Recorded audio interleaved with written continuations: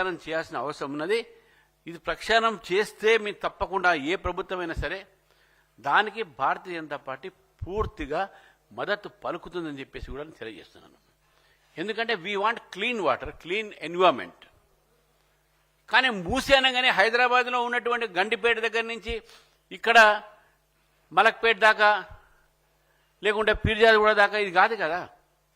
మూసి అంటే దీని యొక్క స్టార్టింగ్ పాయింట్ వికారాబాద్ జిల్లాలో అక్కడి నుంచి స్టార్ట్ అవుతున్నటువంటి ఒక మూసి అడవిలో నుంచి అక్కడ స్ట్రీమ్స్ అని కలిసి గండిపేటలో పడి గండిపేట నుంచి కిందికి వచ్చి చివరికి మా జిల్లా ఇప్పుడు సూర్యాపేట జిల్లా నల్గొండ జిల్లా నుంచి పోతూ పోతూ నకరేకల్ దగ్గర ఉన్నటువంటి ఒక మూసి డ్యామ్, ఆ డ్యామ్ తర్వాత మళ్ళీ నీళ్లు కిందికి వెళ్ళి కృష్ణా నదిలో చేరుకుంటున్న ఈ మూసి ఇది దాదాపు 111 కిలోమీటర్ల పొడుగుంది.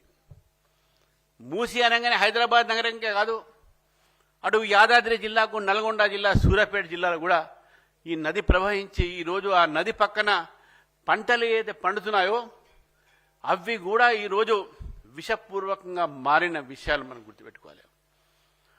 మూసి ప్రక్షాళన చేస్తే హైదరాబాద్ నగరానికి కాదు, తెలంగాణ మొత్తం దక్షిణ తెలంగాణకు ఈరోజు శుద్ధీకరణ అవుతుంది. అక్కడ రైతులు మంచి పంటలు పండిస్తారు, అక్కడ కూరగాయలు పండించుకుంటారు. ఎవరికి కూడా ఎటువంటి రోగాలు రాకుండా అటువంటి పరిస్థితి రావాలి అనేటువంటి ఆలోచనతో ఈరోజు మూసి ప్రక్షాళన చేయాల్సిన అవసరం ఉన్నది. మీ 55 కిలోమీటర్లు కాదు, మొత్తం మూసి స్టార్టింగ్ పాయింట్ నుంచి ఈరోజు ఎండింగ్ పాయింట్ వరకు, ఈరోజు కృష్ణా నదిలో కలిసే వరకు, మూసి డ్యామ్ వరకు ఈ యొక్క ప్రక్షాళన జరగాల్సిందే అని చెప్పేసి కూడా భారతీయ జనతా పార్టీ డిమాండ్ చేస్తూ ఉంది.